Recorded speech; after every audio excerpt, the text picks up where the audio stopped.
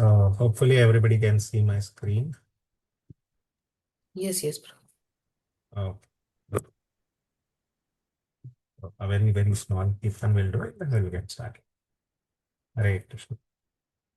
Jaya Radha Madhava Kunja Bihari Gopi Jana Vallabha Girivaradhari Jaya Radha Madhava Kunja Bihari Gopi Jana Vallabha Girivaradhari Yashodanandana Braja Jana Ranjana Yashodanandana Braja Jana Ranjana Yamuna Tiravanachari Yamuna Tiravanachari Jaya Radha Madhava Kunja Bihari Gopi Jana Vallabha Girivaradhari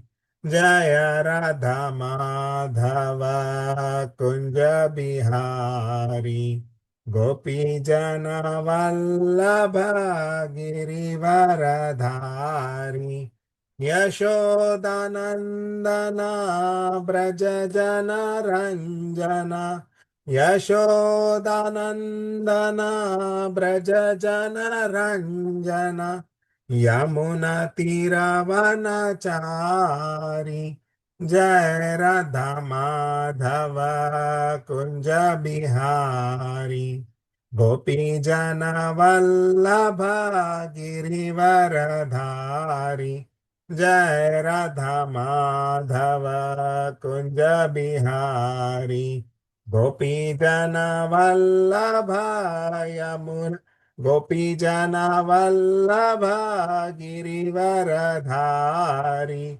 Yashodanandana Braja Jana Ranjana Yashodanandana Braja Jana Ranjana Yamuna Tiravanachari Yamuna Tiravanachari Jai Radha Madhava Kunja Bihari Gopi Jana Vallabha Girivaradhari Hare Krishna Krishna Krishna Hare Hare Hare Rama Rama Rama Hare Hare Hare Krishna Krishna Krishna Hare Hare Hare Rama Rama Rama Hare Hare Hare Krishna Krishna Krishna Hare Hare Hare Rama Rama Rama Hare Hare Hare Krishna Krishna Krishna Hare Hare Hare Rama Rama Rama Hare Hare Jayo Jagannatha Jayo Jagannatha Jayo Baladeva Jayo Baladeva Jaya Subhadramaya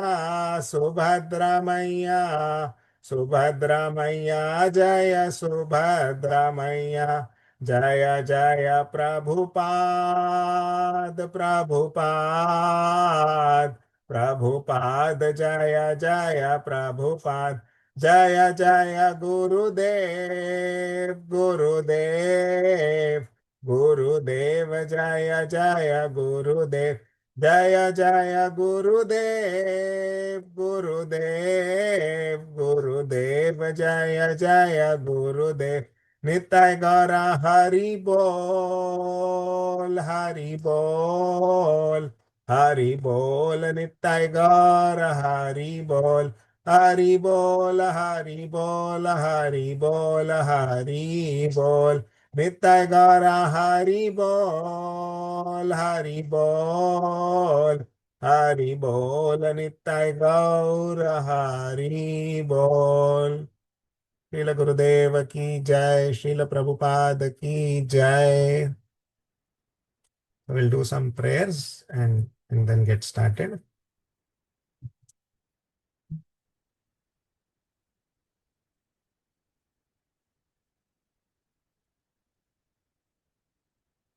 अज्ञान्तिमिरान्धस्य ज्ञानाञ्जनशलाकया चक्षुरुन्मिलितं येन तस्मै श्रीगुरवे नमः।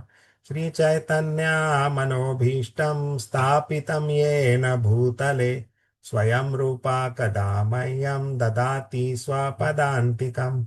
वन्देऽहं श्रीगुरो श्रीयुतापदकमलं श्रीगुरुं वैष्णवांश्च श्रीरूपं साग्रजातां सहगना रघुनाथान्वितं तं सजीवं साद्वैतं सावधूतं परिजनासहितं कृष्णचैतन्यदेवं श्रीराधा कृष्णपदान् सहगना ललिता श्रीविशाखान्वितांश्च।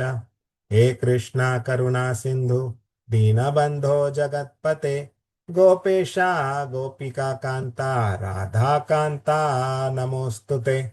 तप्त कांचना गौरांगी राधे वृंदावनेश्वरी वृषभानुस्तुते देवी प्रणमामि हरिप्रिये।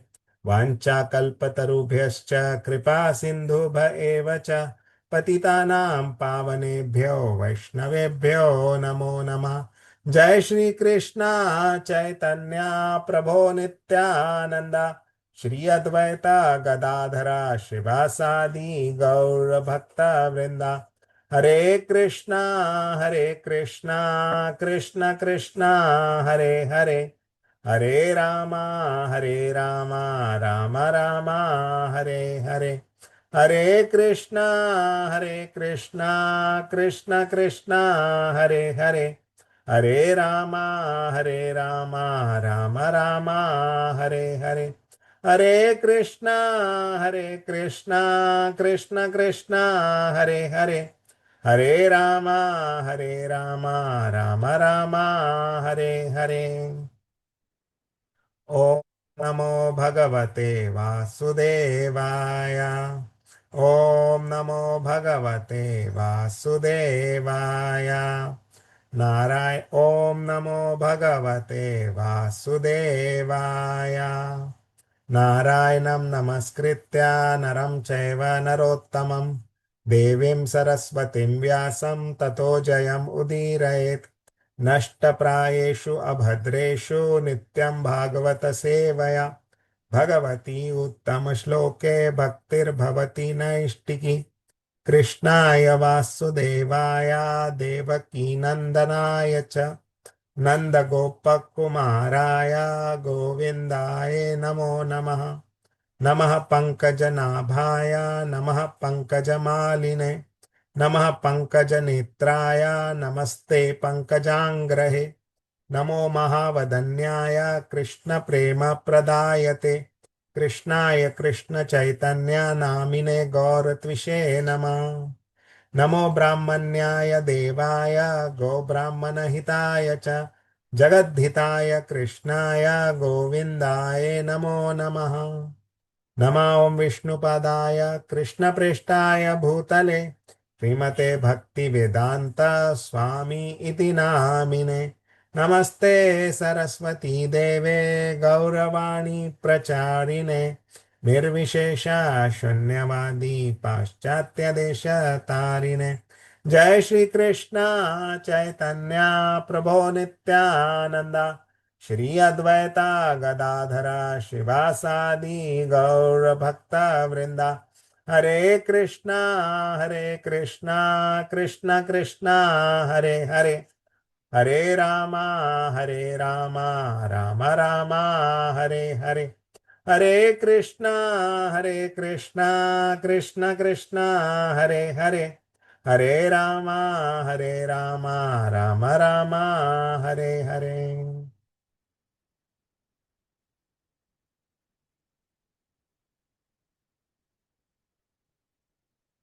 Shri Vishnu, Shri Vishnu, Shri Vishnu. Hare Krishna, Prabhuji and Mataji's Dandvat Pranam to each one of you. Thank you for joining the class. So today we are going to discuss from the 10th canto, 6th chapter. And yesterday, His Grace Pavan Prabhuji finished till 10.6.11. So we'll start from 10.6.12. So before we get started, just we'll do a simple recap of what has happened till now. So Krishna has taken birth. I mean, this canto 10th is called Samam Bonam, right? So this is the crown jewel, and it describes all the pastimes of Lord Shri Krishna, right from his birth till the Leelas in Dwarka. So all the Leelas of Krishna are described in this 10th canto. And we are in the 6th chapter where Lord Krishna has taken birth in the prison house of Kamsa, and he is transported by Vasudeva from Mathura to Vrindavan or to Gokul, and he's merely 6 days old now, and Putana is the first demon who comes to Vrindavan, who comes to Gokul, and she wants to basically kill Krishna. So what has happened is our dear Narad Muni actually came to Kamsa and told him that the child has already taken birth. The one who will kill you has already taken birth, and he is somewhere in Gokul, right? That is what information Narad Muni gives to Kamsa, and Kamsa, being a very cruel king, he is fearful and afraid of Krishna, definitely, but is at the same time very, very cruel, and he wants to kill Krishna. So what he does is he sends Putana. So Putana is a Rakshashi, and she flies from uh, from Mathura and comes to Gokul Vrindavan. And what she is doing is she is a witch. She's a Rakshashi, right? As I said. So she is trying to kill all the children, newborn children who are born within the last 5 to 6 days, as instructed by Kamsa. So what she does is she goes to each house. She has applied a very, very strong poison to her breast, and she's feeding that poison to the children. And after killing them, she actually sucks the blood of those children. So you can understand the cruelness of Kamsa, of Putana. She's so very cruel. Now, before we start, let's try to understand some lessons. Right now we all know this story, right? It's not that we have never heard this pastime of Putana. So Putana had come to kill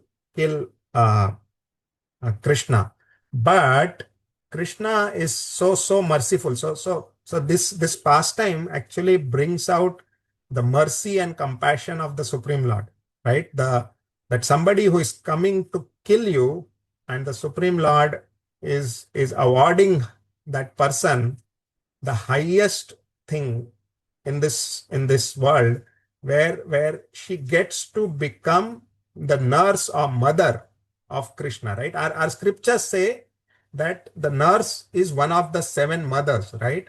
So Putana gets the position of nurse in Gokul Vrindavan, right? In Goloka, right? And though she has come to kill Krishna, the Supreme Lord is awarding this to Putana. So we can see the compassion and mercy of the Supreme Lord.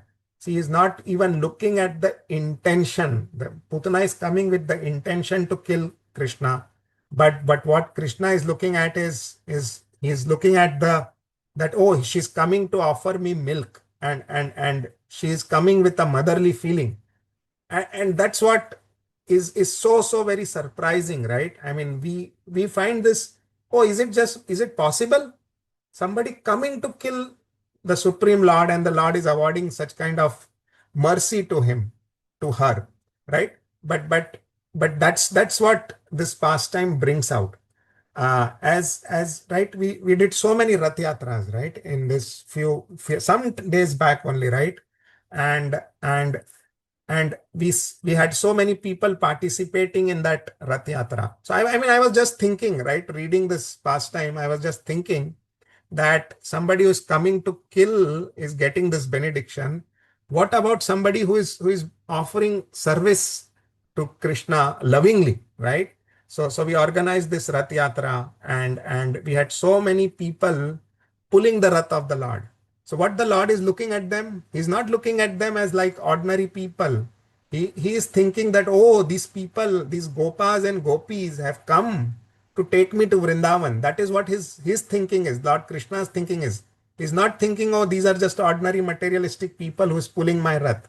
So the Lord looks at those people with such a compassion, right? That they are taking me to Vrindavan, and Vrindavan is his favorite place. So once you are offering that service to the Lord, he becomes happy, and he awards. See, as with happened with Putana, right? She wanted to leave Krishna, right? We'll see in the past time that Putana wanted to, I mean, Krishna was sucking out the life air of Putana, and Putana wanted to leave Krishna. Please leave me, leave me, leave me. She was shouting actually, but Krishna did not leave Putana, right? Similarly, somebody who has offered some service to the Lord, the Lord will never leave them, right?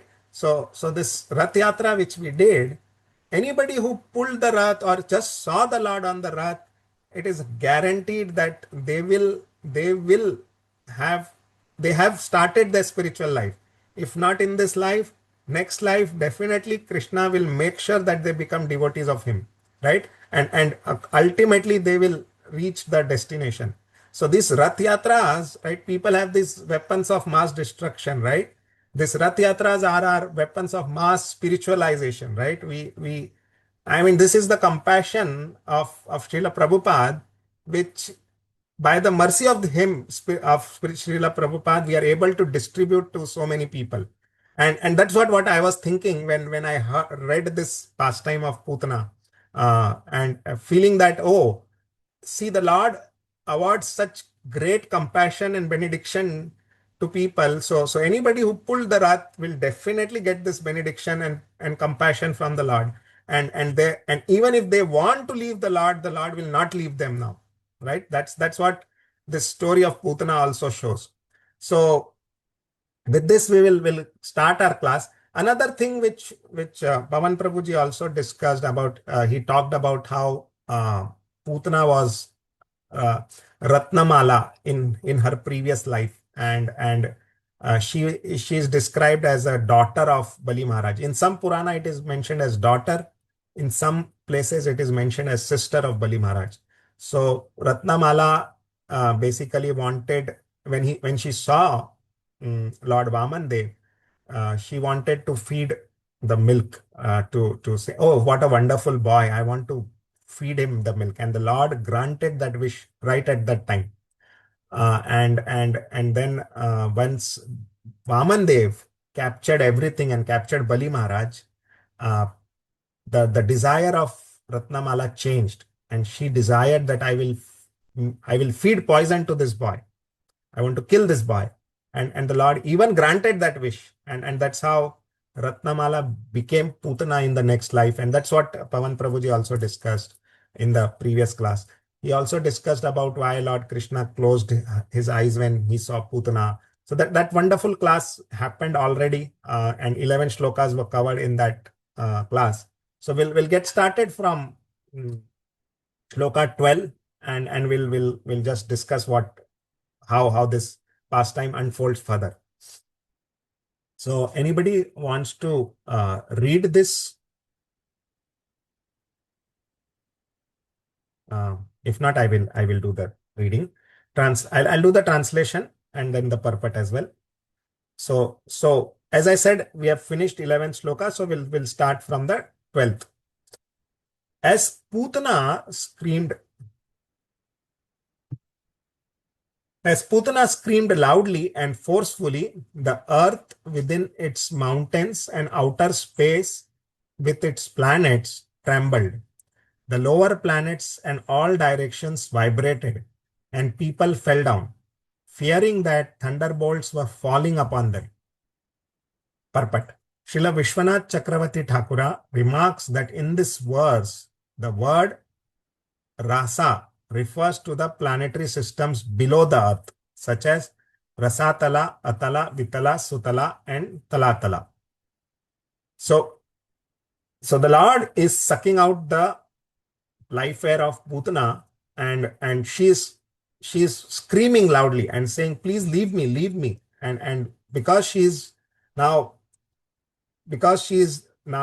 going to die, her outer covering of being a very beautiful woman is now removed, and she is converted back to her original form of a Rakshashi, and she is very, very big. The Rakshashi, I mean, she has mystic powers because of which she could convert herself into a beautiful woman and entered the inner chambers of Lord Krishna, and without Mother Rohini and or Mother Yashoda stopping her, right?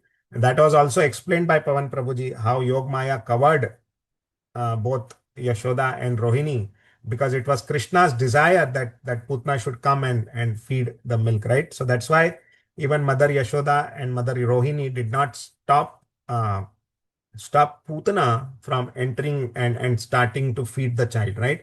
Generally, mothers, imagine, right? Krishna is only 6 days old, right? No mother would give their child, such a young child, to anybody unknown. But due to this covering of Yogmaya and the desire of Krishna, all this is happening, right? So Putna is shouting, and the it is mentioned that she's such a powerful Rakshashi. We can understand the power that the planet started trembling because of what? Because she's screaming, right? So we can understand the power of Putana, right? How strong and powerful she is. She's not an ordinary Rakshashi. And and the what Prabhupada is trying to explain is that rasa here is not the mellows or something, but the lower planetary system. That's why the word rasa is translated as below the planet Earth, right? That's all. So let's look at the next shloka, 13th. Anybody wants to read?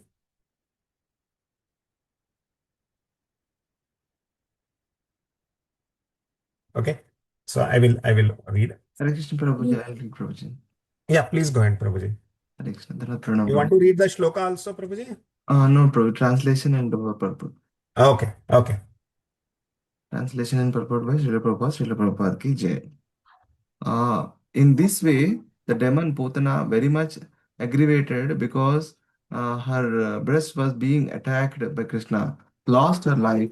O King Parikshit, opening her mouth wide and spreading her arms, legs, and hair, she fell down in the pasturing ground in her original form as a Rakshasi, as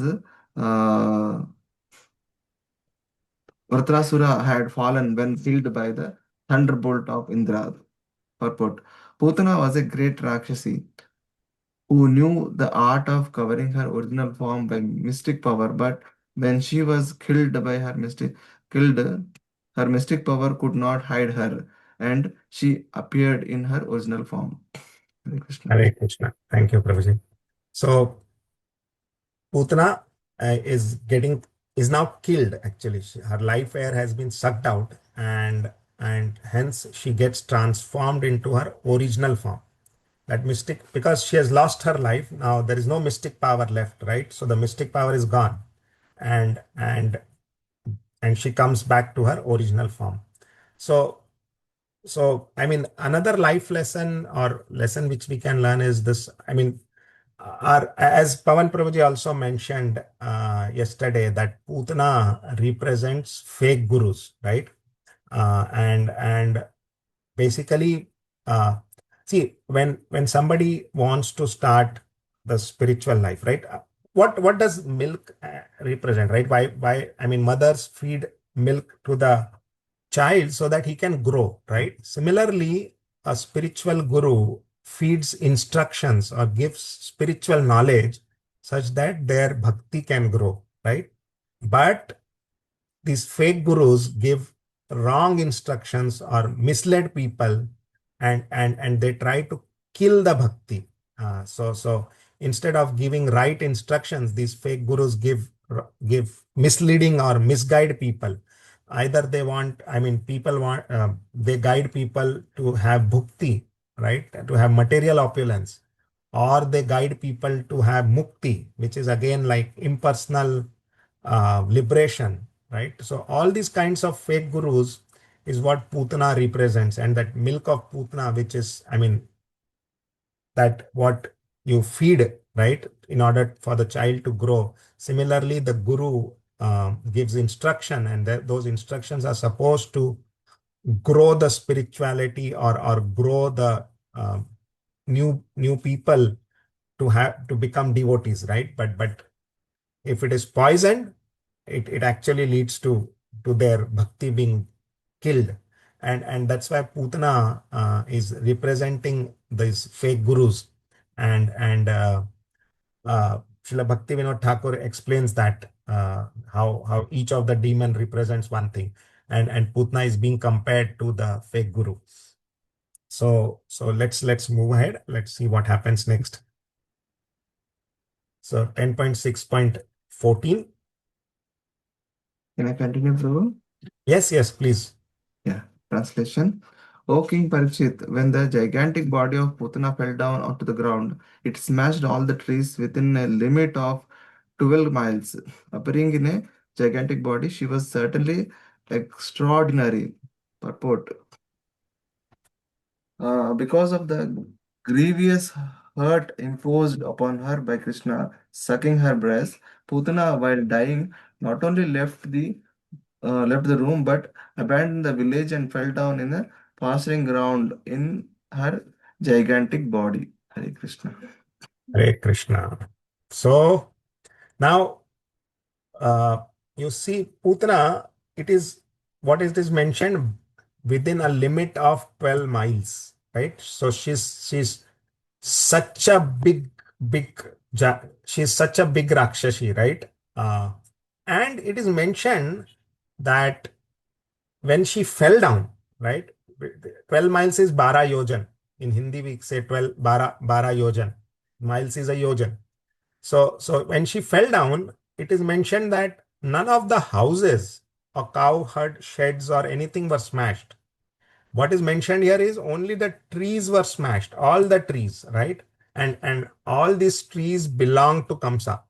So Putana, when she fell at a place that the Lord arranged it in such a way that the Vrajvasis were not harmed.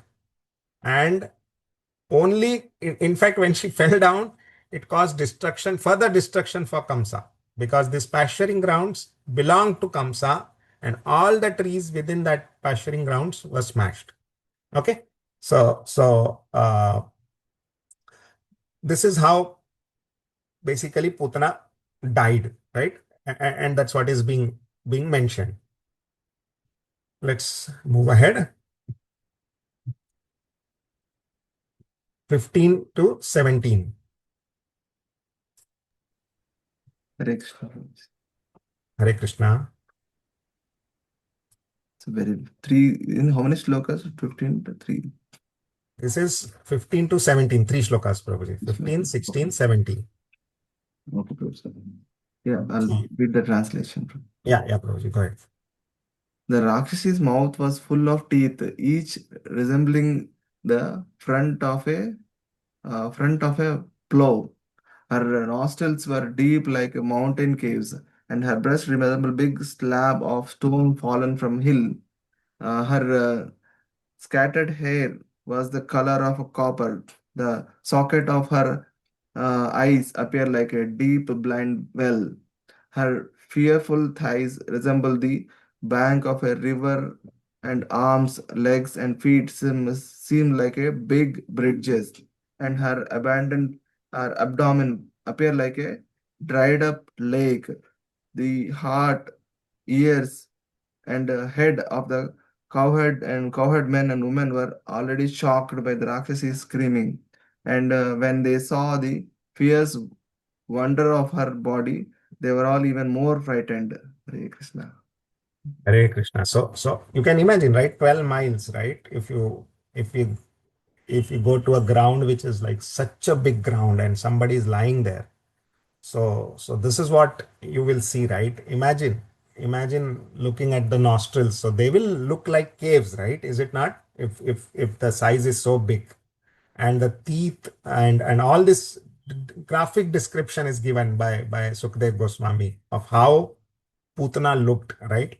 And we see that all, I mean, when you see some television serials, or this is how they depict, right? They try to depict, but we cannot imagine the I mean, how fearful she might be looking, right? Imagine this, right? That the teeth itself is like a plow. So such a big teeth, just a teeth, and the nostrils like they're deep mountain caves, right? And breast and all that. So very graphic description of how Putna looked and what she resembled is given here when she fell down. And that's how the Vrajvasis are looking at it, right? They see it like this, right? Text 18.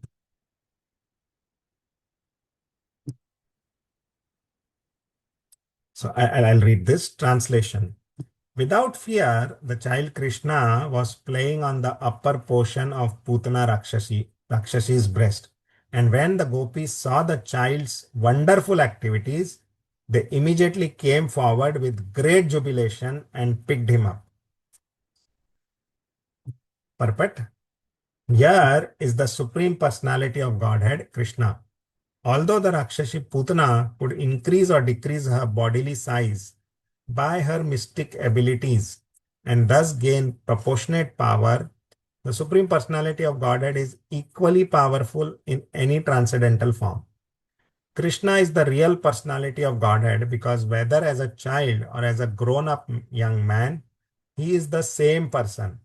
He does not need to become powerful by meditation or any other external endeavor. Therefore, when the greatly powerful Putana expanded her body, Krishna remained the same small child and fearlessly played on the upper portion of her breast. Sadai Ishwarya Purana, Bhagavan, the Supreme Personality of Godhead, is always full in all potencies, regardless of whether he is present in this form or that. His potencies are always full. Parasya Shaktir Vividhayava Shuryate. He can display all potencies under any circumstances. So Krishna is I mean, because he was sucking the breast of Putana, he is still playing there. He is fearless and he's playing there. So see, again, this brings out the transcendental nature of Lord Sri Krishna, right? In this material world, if you look at it, if you mix poison with anything, right, it becomes poison, right? Anything you add poison, it becomes poison, right? But here we can see that Krishna is not material; he's transcendental to this, right? Because as we can see in this world, right, if you have rice and you mix poison in the rice will become poison, right? It will act as a poison. But Krishna being transcendental to this material world, when he sucks the poison, he doesn't become poisonous, right? He he actually purifies Putna. And as we will see further down the line, that when the Vrajvasis actually burn the body of Putana, there is fragrance coming out from her body, right? Generally, when we burn or we destroy the body of somebody, it, it doesn't it is not fragrant, right? But Putana, even though a Rakshasi and such an abominable woman, when she's killed by Krishna by coming in contact with Krishna, a body when it is burnt brings gives immense fragrance, and we'll see when that comes. Also here we can see that the Lord is powerful no matter, or he is present in his original form, no matter, even if he's a child, he has all the potencies. Even if it doesn't matter whether he's a child or is a grown up person or he's a whatever it is, he has all his potencies available, and he can display those potencies, as we can see here, because he killed Putana just by sucking out her breast, right? Putana got killed and delivered just by Krishna by sucking her breast.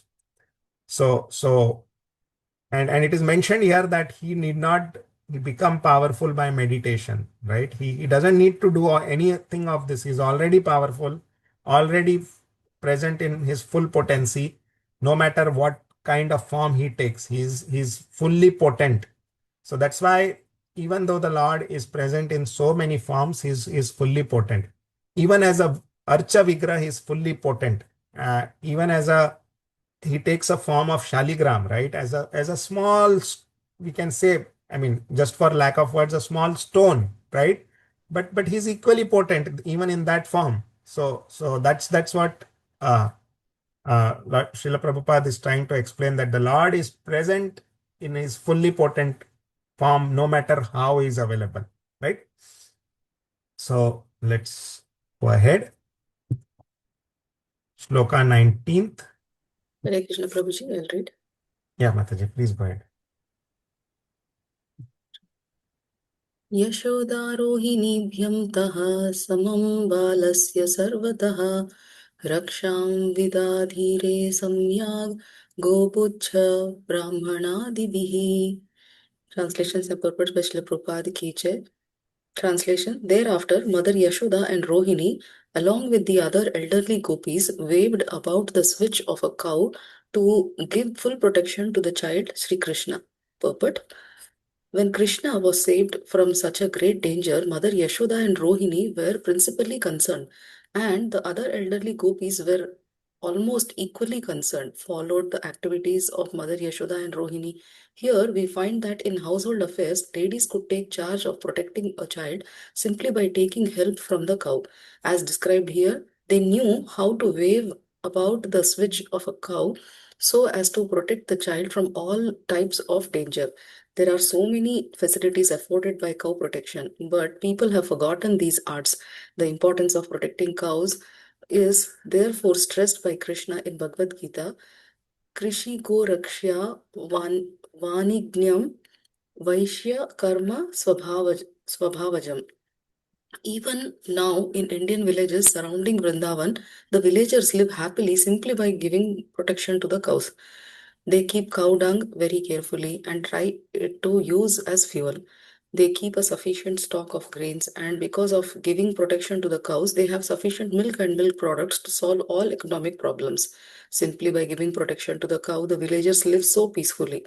Even the urine and stool of the cow have medicinal value. Hare Krishna. Hare Krishna. So here, how Mother Yashoda and Rohini are protecting Krishna, right? So you can see here how cow is the center, right, of everything, of the villages of Vrindavan, right? Uh, Mother Yashoda and Rohini, they wave the switch of a cow, means they wave the tail of the cow and over Krishna, like, oh, they call it as like giving some kind of a soft touch uh, of the tail of the cow on Krishna's head and other places. That is what is waving or switch of the cow, right? That's what it means. Nazar utarna, Prabhu. nazar utarna kind of thing, exactly. Not just nazar utarna, but even you see whenever a child is born, I don't know if people do it now, but earlier what they used to do is take that child to the cow and actually use the tail of the cow to bless the child. Use the tail of the cow to bless the child. That is what used to happen when a child was born. So in our Vedic culture, the cow is very important, and we can see that. So if you look at it, right, 5,000 years ago, people were totally dependent on cow. That was the main business. Or since Nanda Maharaj belonged to the community of Vaishyas, right, whose occupation is to protect the cows and agriculture, right? And it is like today, if you look at it, whenever we picture farmers or somebody from the farming community, we see that they are pictured as like having rugged clothes, dirty, right? You might have seen those cartoons in the paper where a farmer is shown as having rugged clothes, torn clothes. RK Lakshman cartoons, if you would have seen, right? How is a farmer pictured or shown? Is shown as somebody who is very poor or having torn clothes and just carrying a cow, right? That's how they show the farmers.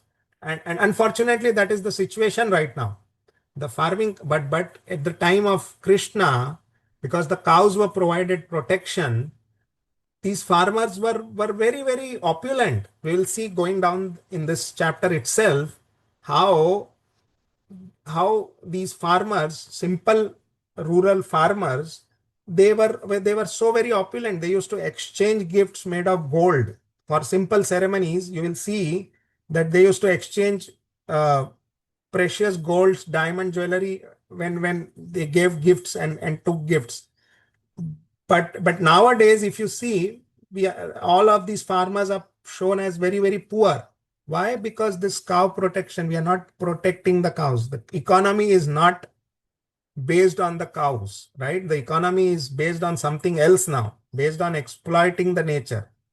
And because the economy is based on exploiting the nature, we are seeing that people are becoming poor and poor and poor. Today, if you have some ceremony or have something, you can see the kind of things which we can do. But at that time, when they used to do a simple ceremony also, people used to exchange such opulent gifts, which we cannot imagine even today. So and will it will come slowly. It will, I mean, as the chapter progresses, we'll see how what these farming community, or we can see how opulent they were at that time. And it is simply because of providing protection to the cow. And the economy was based around the cow, right? Protect the cows gives you everything, right? That's what was the simple mantra. And people had so much time then to perform spiritual activities as well, because they were not doing anything artificial, right? Today, whatever we do, most of our activities are artificial, right? But there, in those times, it is all very, very natural, very, very natural to be dependent on the cow, give protection to the cow, depend on nature to provide everything. The cow provides everything actually. It provides you with manure and cow products, which can then be used for farming, right?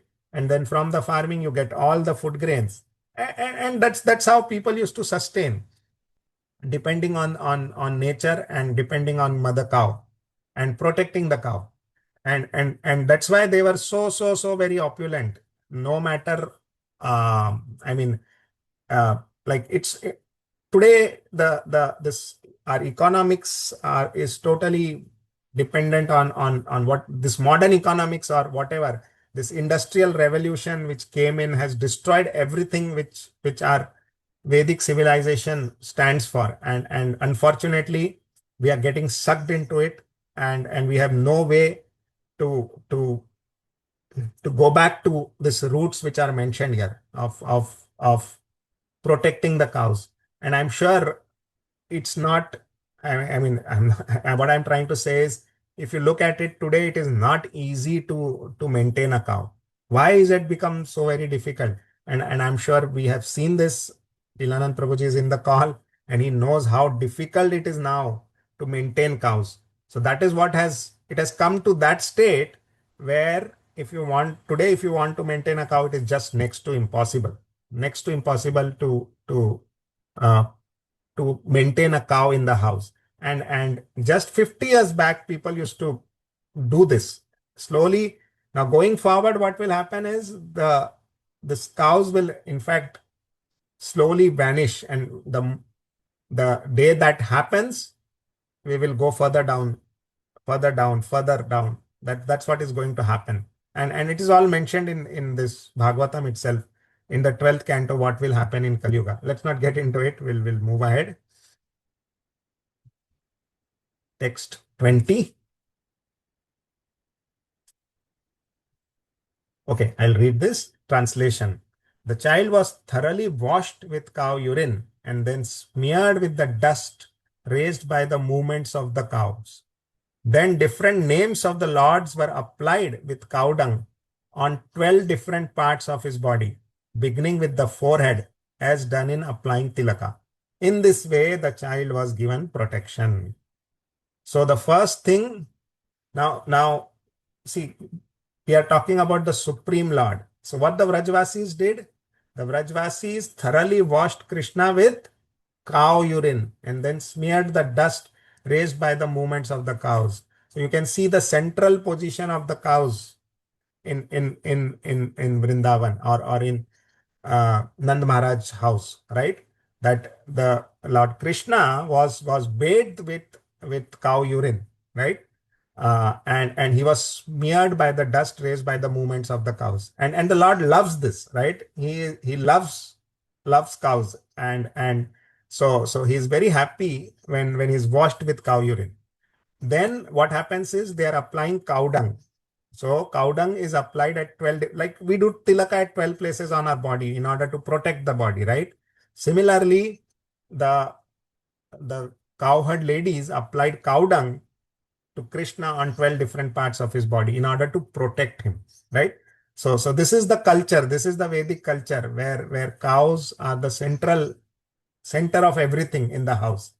A child is born, he is protected by bathing him with cow urine, or he is smeared with the dust raised by the movements of the cows. So the cow is given such a high position in the house, right? So this is how Mother Yashoda and Rohini protected Krishna, or in order to remove the bad omen from Krishna, right? Text 21. Uh, Anybody wants to read?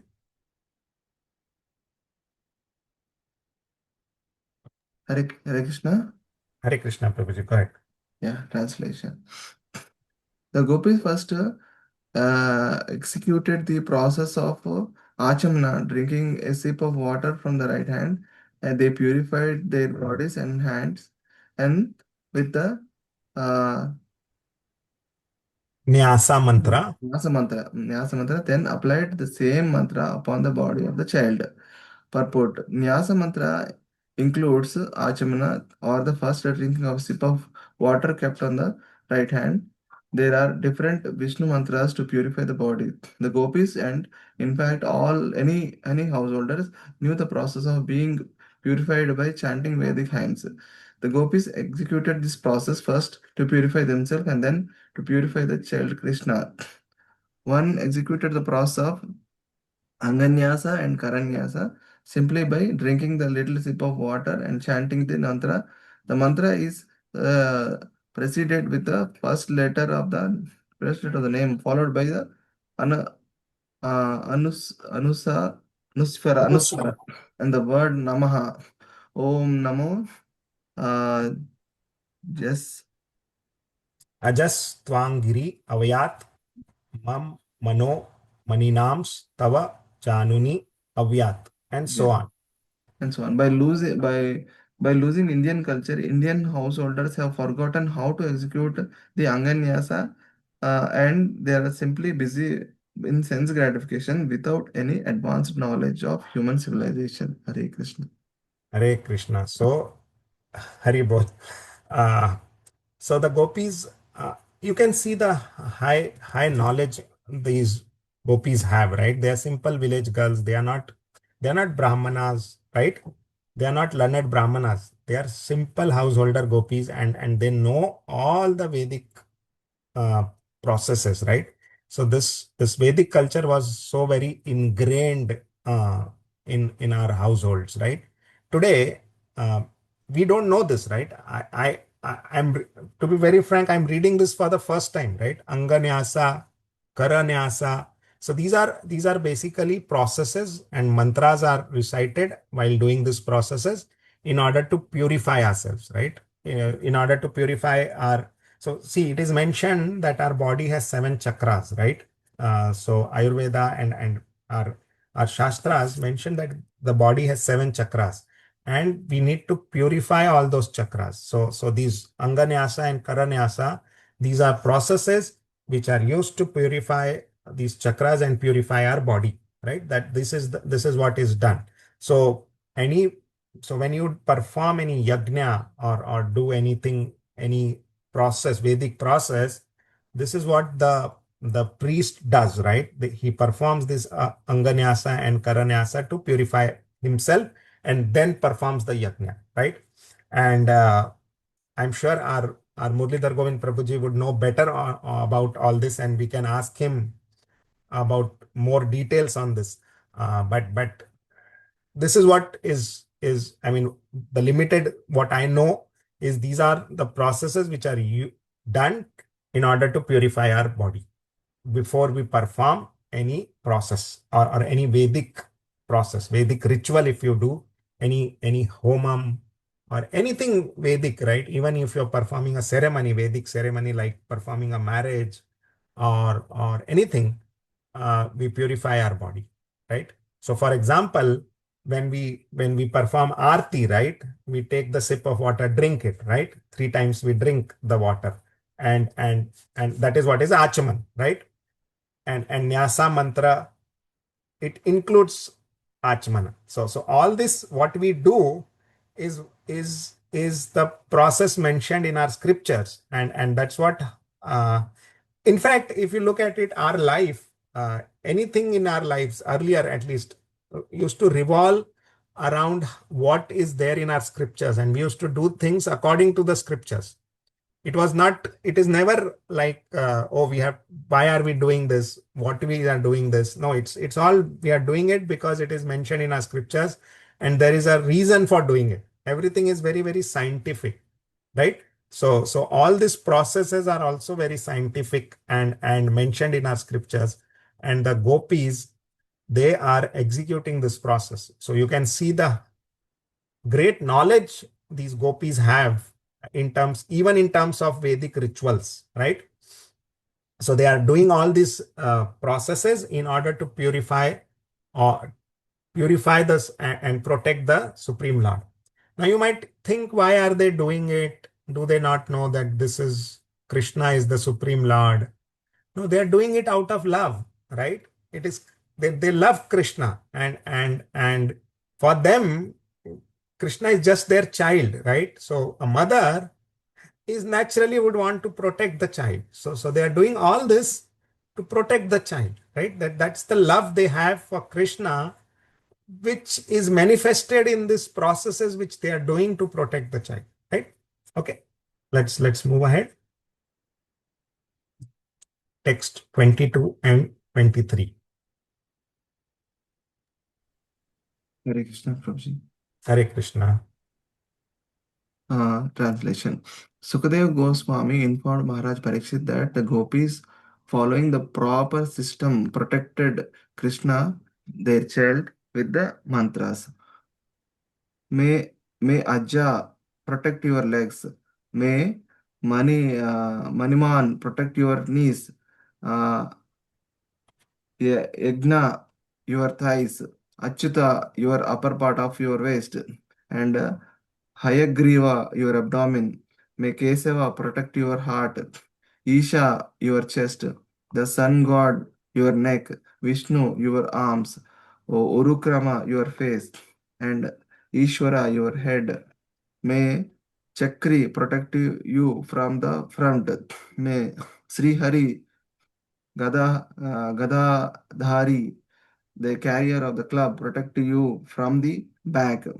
And may the carrier of the bow, who is known as the enemy of Madhu, and Lord Ajana, the carrier of the sword, protect you your two sides. May Lord Urugaya, the carrier of the counsel, protect you from all corners. May Upendra protect you from the above. May Garuda protect you from the ground. And may Lord Haladhara, the Supreme Person, protect you from all sides. Hare Krishna. Purport. Hare Krishna. Yeah, Prabhuji, let's go to the purport. Even in the houses of the cultivator who are not very advanced in the modern way of civilization, the ladies used to know how to chant mantras to give protection to children with the help of cow dung and cow urine. This was a simple and practical way to give the greatest protection from the greatest dangers. People should know how to do this for this for this is the part of Vedic civilization. Hare Krishna.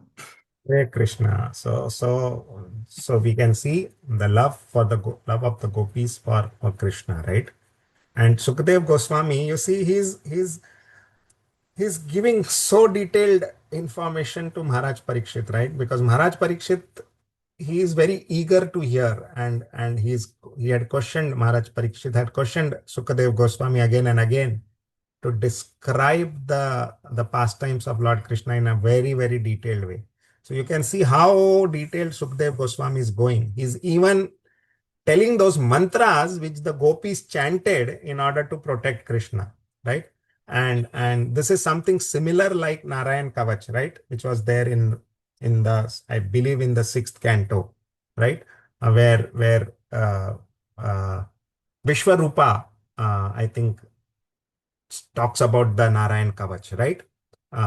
And there also it is mentioned, may Narsingadev protect you, may protect you on the land, and similar kind of description is there, right? Where the Supreme Lord is invoked in order to protect somebody, right? Here also they are invoking the Supreme Lord to protect Krishna, right? They are talking about, may Hayagriva protect your abdomen, may Keshava protect your heart, may Achyuta protect the upper part of your waist, right? So they are invoking the Supreme Lord Sri Hari in order to protect Krishna, right? And this shows the love of gopis for Krishna, right? It's not like people think it is, oh, do they not know? We are so clear, right? Krishna is the Supreme Lord.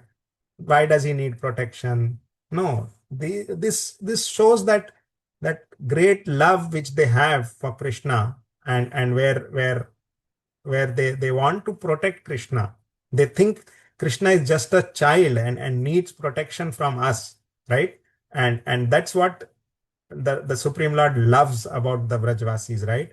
They don't want to take him as a god, or he's the Supreme Lord. He just is their child, and the child needs protection, and that's what they are trying to do here. By invoking various Vedic mantras, they are trying to protect Krishna. And as I said earlier, right, these gopis are very, very advanced. They are not just normal, or like what, as I said, right, people project villagers to be fools, right? Today, if you look at it, people, I mean, the modern or or media, or whatever, they project villagers as some knave people or foolish people, right? But that's not the case, right? It shows that these gopis are so very advanced, and they know what mantras to chant and whom to invoke in order to protect the child, right? So this was part of the Vedic civilization, and everybody knew it, right? Even simple village. So that's why you can see, right, earlier in the olden days, why our country was, or why Bharatvarsha was so very prosperous and so very educated, so very cultured, right? Because people were living their lives based on the Vedic civilization, right? And that was the main reason why we had so much prosperity, so much wealth, so much culture, so much knowledge, right? Not just material, but great spiritual knowledge also, right? It was not just only we were so advanced in spiritual, we were even materially very advanced, right? Because we had so much opulence as well. Correct. Let's move ahead. 24. Shloka 24. Prabhuji? Yeah. Yeah, I can read, Prabhu. Prabhu, just one question. I think maybe we should also do this sometime in our satsang also, Prabhuji. I'm just thinking, that at least all the kids who are, studying and for the protection, we should maybe Lilan Prabhu can think of bringing the cow and getting all these, auspicious thing done for our satsang people. Prabhuji, we should go to the cows rather than bringing the cows to an unfamiliar territory. We should go to the cows and take their blessings. That's what I mean. We have access, right? We Cows have are access. waiting. Cows are Yeah, waiting for all of us. yeah, yeah, We are yeah. not We should going. go. Yeah, we should go there rather Yes. than bringing them to because they become fearful, Prabhuji. I've seen, right? I mean, we have brought cows. It's not that we have not brought, but it is little for them. It is little unfamiliar seeing the Yeah, yeah, buildings and true. all. Yeah, I know, they no. become fearful. Actually, the cows become little fearful when we try to move them from their natural Prabhu, groups. one is fearful. Second, they get injured. Yeah, A they lot get of people injured don't also. Yes. understand. A lot of them get injured because Yeah. they have to come from like 30, 40 kilometers away. At least, the cows that, we bring from VSK sometimes, they scratch to the side of the van when Right. there is a break and everything. They get injured. They have to stand for almost 1.5 hour. They can't even sit. Correct.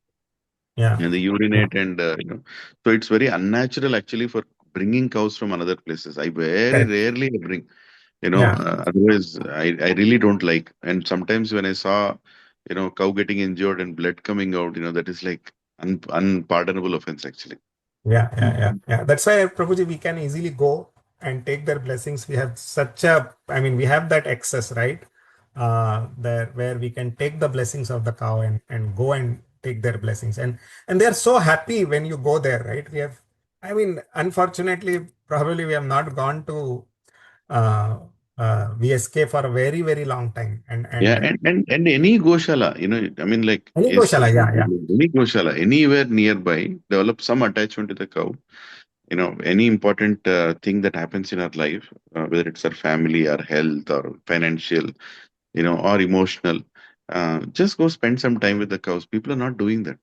Probably, I'm very fortunate, that somehow Krishna, gave me that access.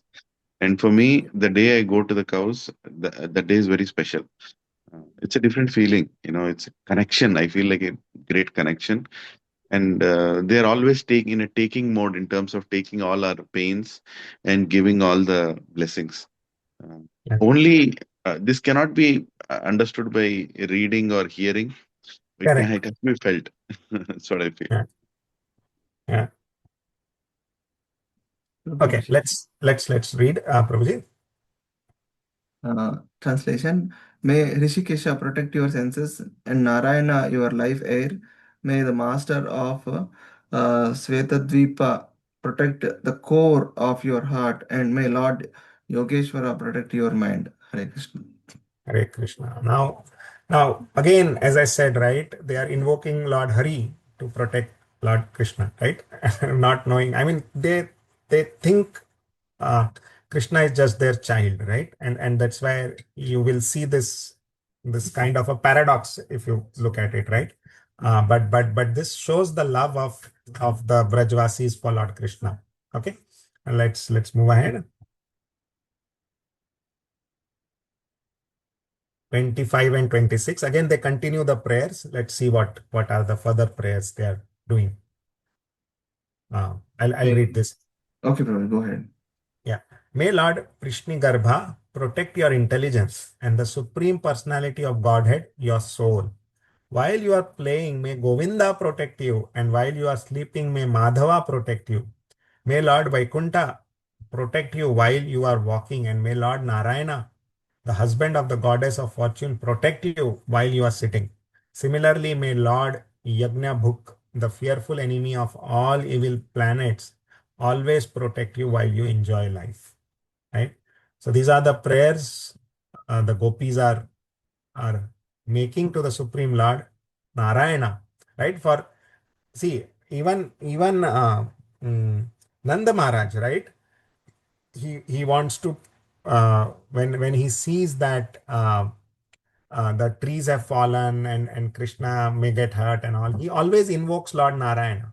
Mother Yashoda always invokes Lord Narayana or Lord Hari. Right? They are, for them, Krishna is their small child, and Lord Narayana is always protecting the small child, and that's why they invoke Lord Narayana always to say, please protect my child, please protect my child, and invoke Lord Hari and ask for his protection, not knowing that Lord Hari is in their arms, right? So this is what is the power of Yog Maya, which covers the understanding that Krishna is the Supreme Lord, right? And even if Krishna uh, displays so many opulences, as we will see in this 10th canto, so many supernatural activities he will do. For Vrajvasis, he is just their small child.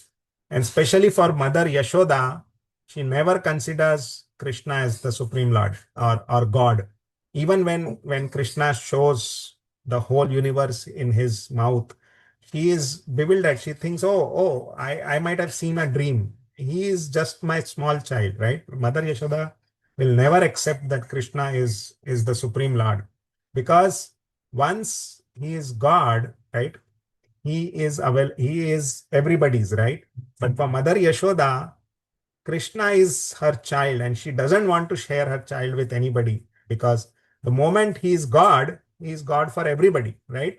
So that's why for Mother Yashoda, he is always his small child, and Mother Yashoda never accepts Krishna as the Supreme Lord, because she loves her so much, loves Krishna so much, loves him so much. Let's move on. And this is what we as materialistic or people on the material platform cannot understand. It is very difficult for us to understand this, right? How can this happen? I mean, if you ask somebody, that's why people think this is all mythology or this is all myth.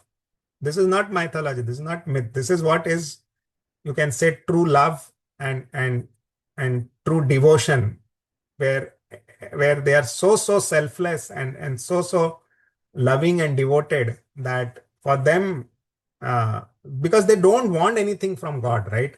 That's the motive, right? The moment you know he's God, okay, then now, wow, why not? I can ask anything from him, right? So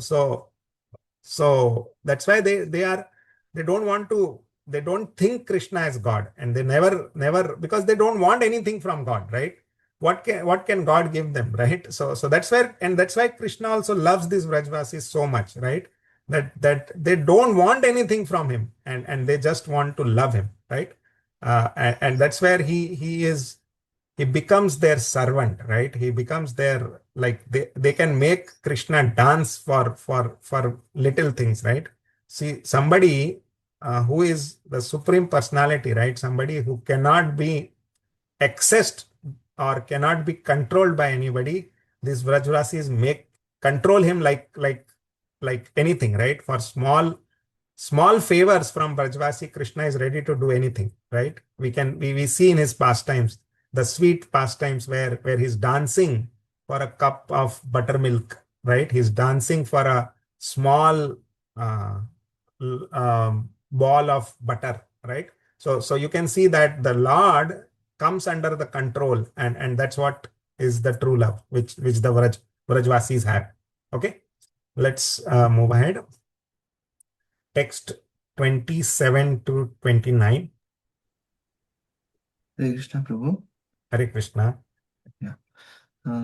Should I continue, Prabhu? Yeah, please go ahead. Okay. Translation.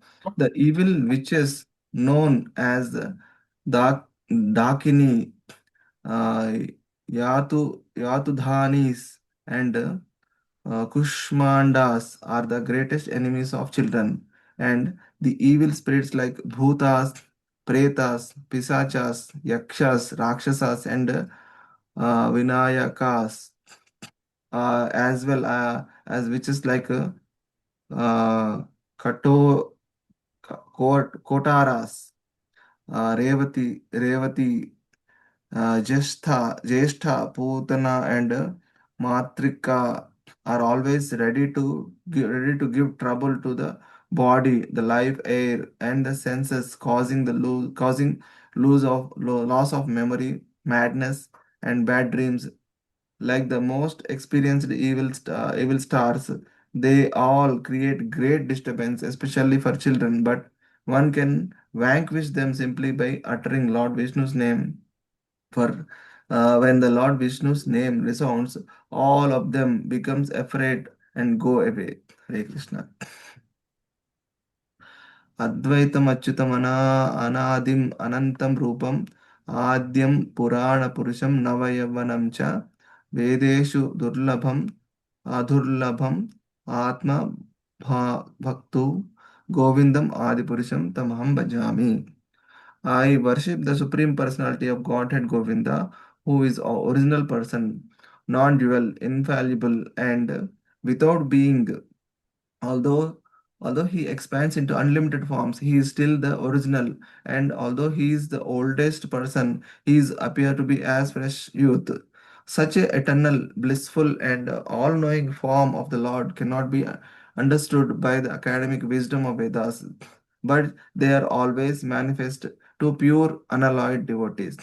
While decorating the body with tilaka, we give protection to the body by chanting 12 names of Vishnu, although Govinda or Lord Vishnu is one. He has different names and forms with which to act differently. But if one cannot remember all the names of the names at once, one may simply chant Lord Vishnu, Lord Vishnu, Lord Vishnu, and always think of Lord Vishnu. Vishnu Aradhanam Param. This is the highest form of worship. If one remembers Vishnu always, even though one is disturbed by many bad elements, one can be protected without a doubt. The Ayurveda Shastra reminds Aushadhi Chintayat Vishnu. Even while taking medicine, one should remember Vishnu because the medicine is not at all and all, and Lord Vishnu is the real protector. The material world is full of danger. Padam padam yat vipadam. Therefore, one must become a Vaishnava and think of Vishnu constantly. This is made easier by the chanting of the Hare Krishna Maha Mantra. Therefore, Sri Krishna Chaitanya Mahaprabhu has recommended Kirtaniya Sada Hari Param Vijayate Sri Krishna Sankirtanam and Kirtanad Eva Krishnasya Mukta Sangha Param Varjajet. Hare Krishna. Entire Hare philosophy is given in just one. Yes, Prabhuji. That's the what is the greatness, right?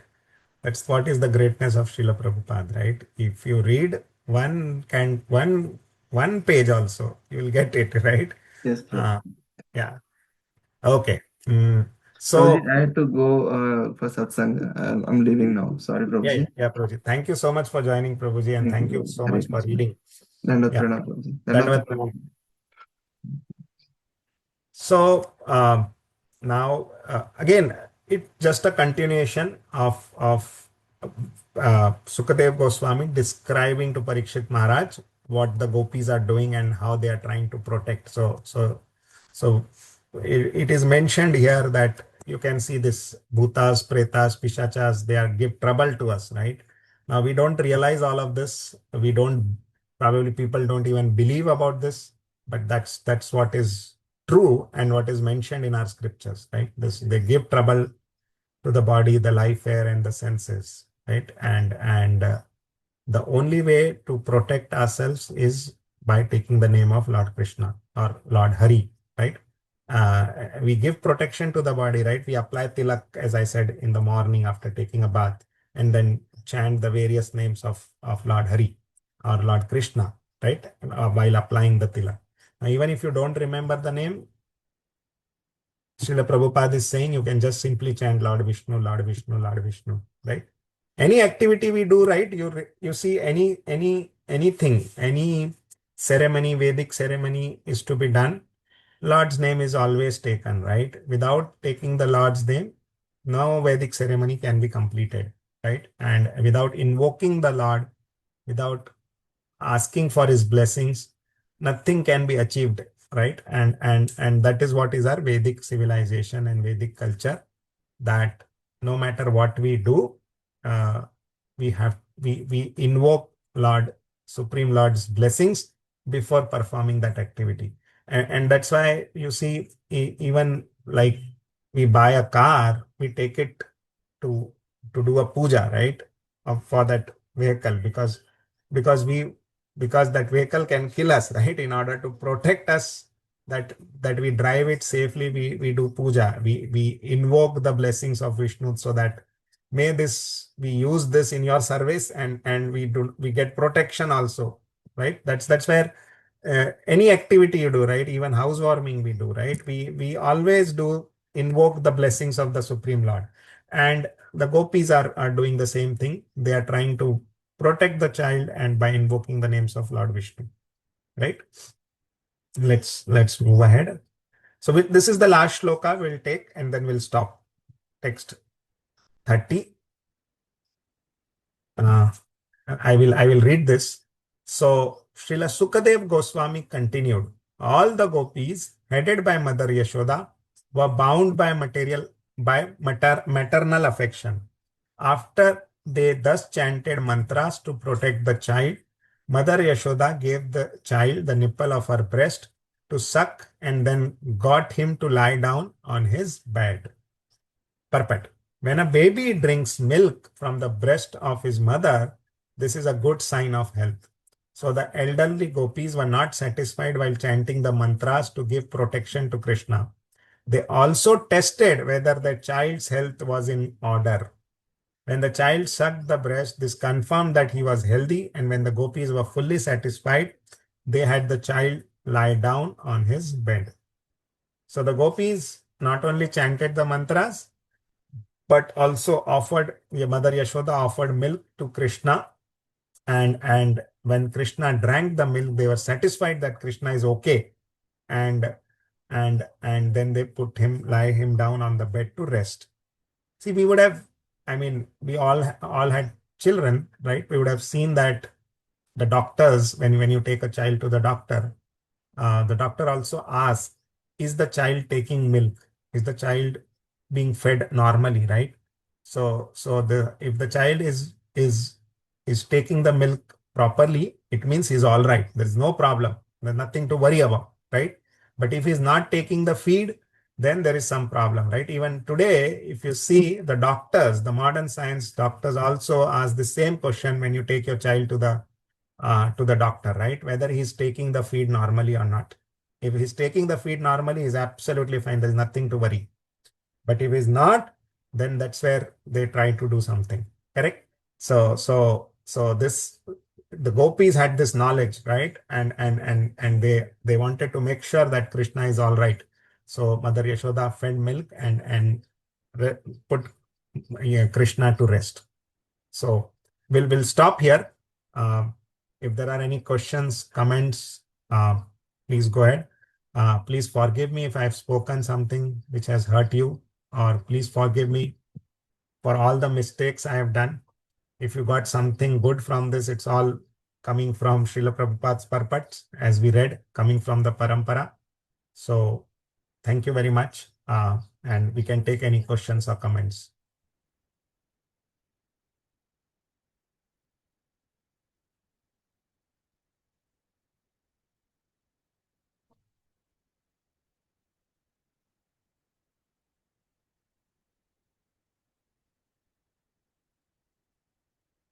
So if there are no questions or comments, we'll stop the class. Thank you, everyone. Hare Krishna. कृपा सिंधु वैष्णवेभ्यो नमो नमः. अनंत कोटि वैष्णव वृंद की जय. श्रील प्रभुपाद की जय. श्रीमद् भागवतम ग्रंथ की जय.